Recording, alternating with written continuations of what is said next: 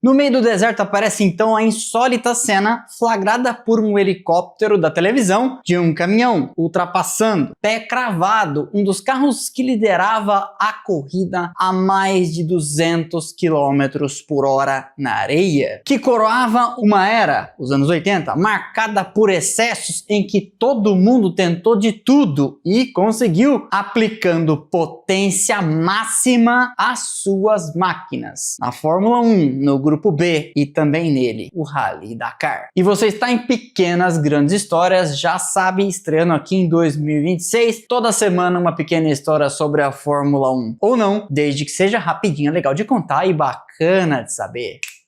Vamos lá! O Rally Dakar, antigamente Paris-Dakar, já foi ao longo de sua longa história palco de inúmeras epopeias, heroísmos, fracassos, tragédias e também terreno pro inusitado. Já contamos, inclusive, a história completa do Dakar, que está acontecendo no começo agora de janeiro. Nesse vídeo aqui vale você assistir. E nos anos 80, também nesta prova, apareceu uma característica marcante da década: o excesso. Muitas das vezes, materializado nos motores. No centro dessa história estava o empresário holandês aficionado como nós por carros e corridas, Jan de Rooij, ou Jan de Rooij, não sei como é que fala. Editor? Jan de Rooij. Ele era dono da maior empresa de transportes do país e, como muitos, gostava de corridas e gastava sua grana nas horas vagas com algo em que é muito difícil ganhar dinheiro, mas é assim para perder. Contagiado pelo que era febre na época, motores grandes e muito potentes, de Rooij resolveu embarcar numa empreitada, no mínimo, ousada: vencer o Dakar, no geral, com um caminhão. Para quem não conhece o Dakar e vai ver o vídeo depois contando da história, assim como no Endurance e em outras categorias do automobilismo, o Dakar,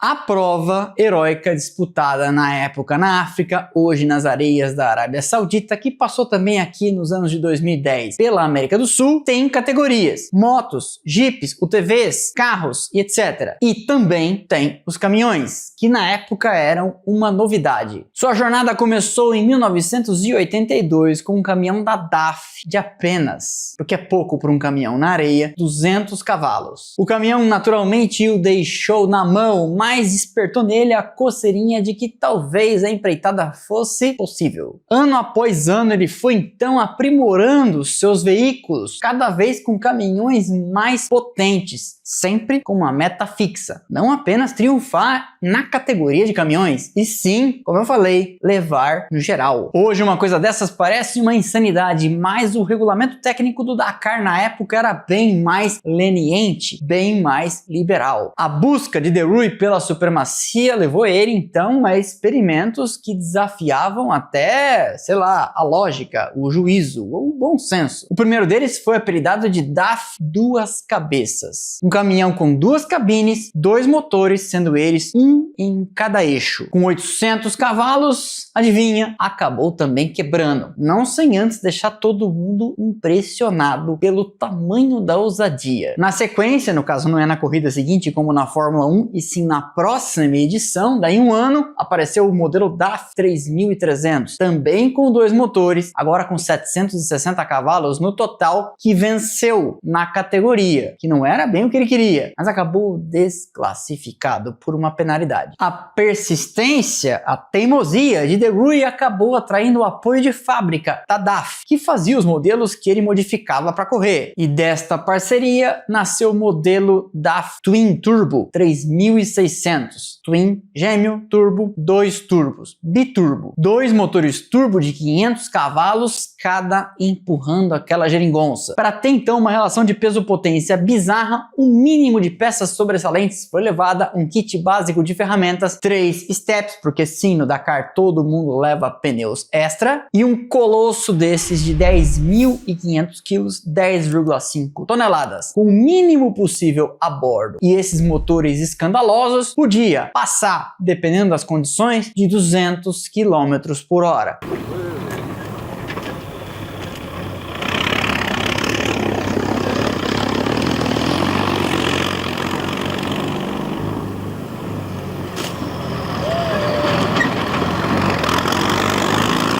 Mas parecia mais um exercício teórico, ninguém botava uma fé de que aquilo ia andar daquele tamanho acima dos 200 km. Não seria ainda este modelo que faria o que fez aqui, objeto da nossa pequena grande história, e sim o seu sucessor em 1988, o DAF Twin Turbo X1, com 2 motores de 600 cavalos. 6 turbos, sim, você ouviu certo, 6, e um torque descomunal, capaz de fazer aquele monstro acelerar de 0 a 100 em 8,5 segundos. Ah, Demi, mas a Ferrari XPTO... Bicho, eu tô falando de um caminhão de 10.500 quilos. Por razões de segurança, ele tinha uma velocidade autolimitada de 220 km por hora. E se tem autolimitador, significa que era capaz de passar, não é? Pois é, foi com essa máquina que Jean de Rui deu uma ultrapassagem, o famoso passão, pé cravado em pleno deserto, em Ari Vatanen e seu Peugeot 405. O carro que andava na frente naquela edição, pilotado por uma raposa do deserto. Vatanen, como eu conto no vídeo sobre o Dakar, entende tudo de corrida off-road. Seria, entretanto, o único momento de glória, porque dias depois, o outro caminhão da equipe, pilotado por, não sei se eu consigo falar esse nome, Theo van Rijt, editor?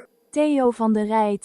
Sofreu um acidente brutal, acima de 200 km por hora, capotou 6 vezes e ejetou o copiloto, Kees van Leuwitz. É assim, editor?